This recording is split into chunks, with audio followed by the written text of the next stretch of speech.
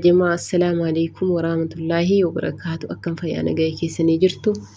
Nageenya maal qabnaa miti silaa rabbiin nagaya nutti buusu. Mee du'aa kadhadhaa. Mee yaa obboleeyyan rabbii uma keessanitti kan keenya kun kan Oromoo kun wanni nu fayyadu tokkollee hin jiru. Wallaahi wamummaan nu fayyadu jechuudha maal jettanii. Inshaallah marroon isa fudhatu. Jawaari isa fudhatu, Abiyyiin isa bulchu, abadan jechuudha. Oromoo dhumtiyyuu immoo marra ka'iriidhuma iyyuu hin qabdu. Kanaafuu jennaan faayidaa tokko hin qabu. Siyaasaan atakkanaa jedhanii wal lolanii waliin ta'uurraa mee gara rabbii deebi'aati. Rabbii dhumtii miskiina kana jechuudha. Uummata miskiina, uummata waa tokko yaani waa siyaasaa kanarraa isin beeyne. Uummata nagaya. Uummata kan saatiifuu jireenyitti jabaattee jennaan akkatti rakkachuu jiru kana jechuudha. Hadha immoo dabalatee mana isaa keessaa gadi ba'ee muka jalatti galee daa'ima harma'ootu jirti. Jaarsa waggaa meeqaatu jira? Jaartii waggaa meeqaatu jirti? Kana keessaa jechuudha manattii isaa keessaa gadi baasanii sababa lola kanaatiin akkanatti jechuudha mandisii irratti. Muka jalatti walitti qabame namni taa'u kuni kana caalaa wanni qalbii nama cabsu ifa duniyaa kanarra hin jiru. Maadiree waan jirra kana godhaaranuu fi rabbiin tokkichatu beeka. Tarii nama kana fixanii uummata kana fixanii xaraganii jechuudha. Maal akka jarri bulchuu deemanu Allahu aalim. Ka fudhachuu deemus kammoo abaqaadhaaf aangoon harka jirtus. Nama kana fixanii eenyuun bulchuuf akka jarri tattaafataaranu rabbii sana tokkichatu beeka. Wallaahi laazim. Uummata akkana garaa jabaatu jechuudha. Kan naatee walii hin qabne. Mee jarana wala lolan. Silas jarri wal loluudhaaf manaa ba'ani. Isa kanas ta'e, isa sanas ta'e. Ofii jiraatii wal eddee biraa dhaqanii waliin fixanu. Maaliif mana kana dhufanii? Uummata miskiina, uummata nagaya rabbiitiin jiraataa jiru. Kana wana waan tokko waa'ee siyaasaarraa tokko hin beekne. Kana jechuudha. Sababaa kanaatiin lubbuun nama meeqaa dhume. Sababaa kanaatiin namni mana ofii keessaa hadha ba'ee manni irratti gubame. Maal godhame? Wallaahi jechuudha. Aanguma kana rabbiin Oromoo kaa fuudhee inshaallah dammanaa jedhamtu sanarraa kaa'u. Wallaahi alaazim maaliif jedha wanna tokko Oromoo irra taa'us abadan faayidaan tokko ittiin hin jiru. Abbaan barbaade aangoo fudhachuu miti yoo dhibba fudhate jechuudha. Wallaahi obboleeyyan faayidaa tokko illee nuun qabu. Maaliif jennaan jechuudha. Namni keenya amma fakkeenyaaf jara soddaa kana mee ilaalaa. An takkaa jira akkatti walitti deebi'anii wal fixuu hin argine. Yoo ta'e nutti deebi'anii nu fixanii malee jechuudha. Kan keenya hoo diina ofirraa qolachuu hin dandeessu. Ofii immoo walitti deebitee wal fixuu hin dadhabdu jechuudha. Hamma ofii jiraatii akkatti walitti dhukaasanii jedhan hayyee walitti dhukaasanu garuu uummata nagaa kan nagaa isaatiin mana isaatti gadi ba'ee ol garaaru kan waa tokko hin beekne maaliif uummata akka kana rakkisanii lubbuu isaa akka hin taane balleessanii mana isaarraa buqqisanii jedhan hangaafuma kan natti ta'e kana iddee biraa deemanii waliin fixanuu. Iddee biraa deemanii walii akka barbaadan waliin ajjeesanuu. Ilaahi yaa jamaa waa tokko wanni jedhamu siin jiru kan keenyaa kana rabbiin inni ol ta'e jechuudha nuufa dubbatu. Yeroo kaan illee alagaa waan ta'eedhaafi sababaa kana ta'eedhaafi jenna. Hamma immoo mee maal jenna nutoo walitti deebi'ee wal fixaaraa. Nutoo walitti deebi'ee wal fixaaraa. Keessumaayyuu jechuudha. Fakkeenyaaf jarri wal dhaban kun paartiin lamman kun wala fixan wala lolan. Ayyee uummata miskiinuma kana maa tuqanii uummata miskiina maa tuqaniidha kana barana wannummaan gaafii natti ta'e.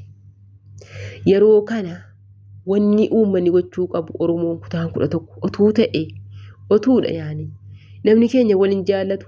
Gandaa wal qooduu maaliyyoo ati akkanaadhaan qaata gandatti galamee jedhame silaayyuu zabana kana jechuudha. Gaafa duraan beekuun wallaahi gaafa biyya jiru waan akkanaa kuni Wallaggaa kuni Arsii kuni Achii kuni Jimmaa akkasitti wal qoqqoodanii akkasii waan maqaa fokkotaa walitti baasan kana hin agarre jechuudha.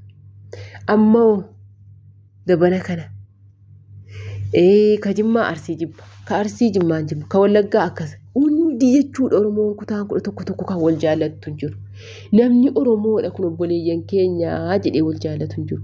Maal kun uummanni numta baaramaan Oromoon musiibaan eessaa ba'an jettee mucattiin jira soddaa tokko viidiyoo wayii hojjettee barana tokko wayii dhuguma musiibaadha. Musiibaan kun eessaa dhufan jette Oromoo jedhamtu amman bara jette. Wallaahi dhuguma musiibaadha jechuudha Oromoon. Maaliif jedhaa mi'a sabaalaalaa bakka yoo kabiyyaa yaate biyya namaa keessatti wal fixxi, wal gorraati, wal ajjeefti. Uummata gara jabina daangaa hin qabne rabbitti kenna. Kabiyya jiru akka kana yaa jamaa. Mii kana caalaa wannummaan qalbii nama cabsu yoo jiraate, waan amma ta'aaru kana caalaa wanni qalbii nama cabsu yoo jiraate maali yaa jamaa? Wallaahi obboleeyyan rabbii kan keessanitti bu'a. Ani wanni tokko akka gama kiyyaatti jechuudha. Wannan jedhu hin jiru rabbitti iyyuudha. Kan kanarraa hafe immoo afaan tokko taasifatanii, arraba tokko taasifatanii, waan qabanuun jedhanii humnaanis ta'ee maallaqaanis ta'ee wal bira dhaabbatanii wallaahi asidiinii baay'ee tokko naaf ta'e yaanni isaa jechuudha. Maaliif dhugumatti jechi isaa sun sirriidha. Uummata miskiina kanaa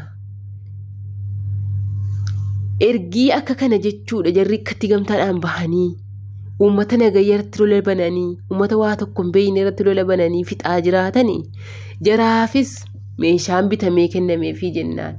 Wallaahi amma Oromoo kutaa kudha tokko keessaa walloo ilaalameeme yeroo hunda jechuudha. Inuma waggaadhaan yeroo meeqaa inuma ololli ka'a.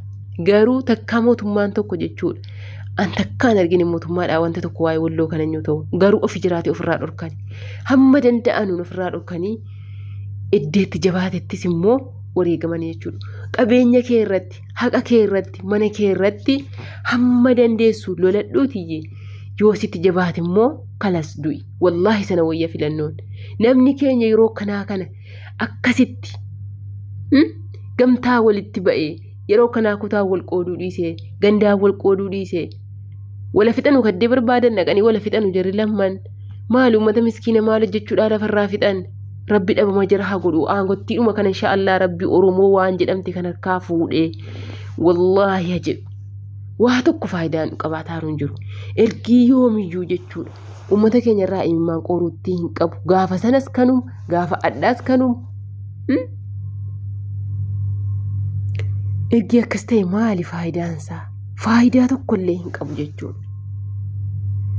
Mee ofii keenya kan nyaannee dhugnee mana arabaa kana keessa fooqii dheertuu kana keessa gallee firaashii gaarii irra ciifnee nyaannee dhugnee uffannee jiraataarru kun jechuudha.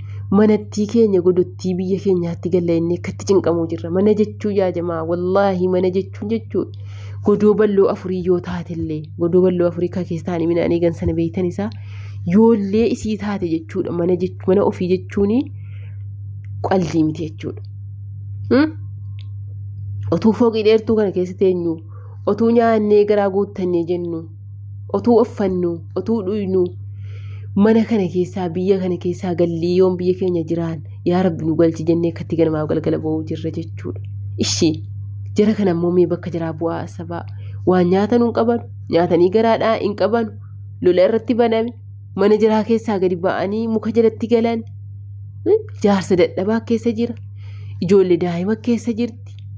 Mii kana caalaa wanni qalbii nama cabsu maali? Wallaahi jechuudha Rabbii ol ta'e sana tokkicha hadhibu waa'een keenya. Rabbummaa ol ta'e sana tokkicha hadhibu. Wanni haasa'anu hin jiru. Waan gargaarsaas dhugumaa akkuma jedhanu jechuudha. Namni biyya keenyaa utuu kaa'ame birrii walitti qabamee kennamees akkuma baranaa ofumaa jiraatiif iyyi jechuudha. La subhaanallah kanumaaf Rabbi musiibaa nutti baasiyyuu fakkaataa barra.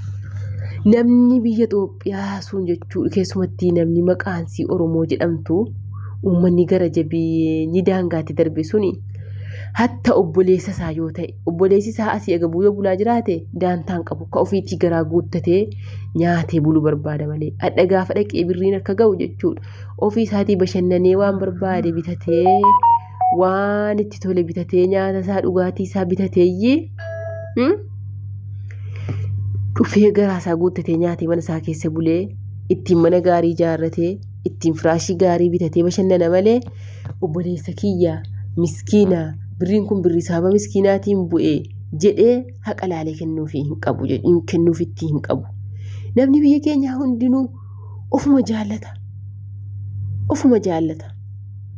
Kanaafuu jennaani wallaahi akka asiliin jedhee sanatti waan sanarratti wal gargaaranii Oromoon kutaan 11 jechuudha. Maaliif jennaan kaadhaa Arsii dhufe bor Harargee dhaquu hin oolu, bor Jimmaa dhaquu hin oolu. Abadan. Kana waan ta'eef yoo maal murteeffachuu qabda?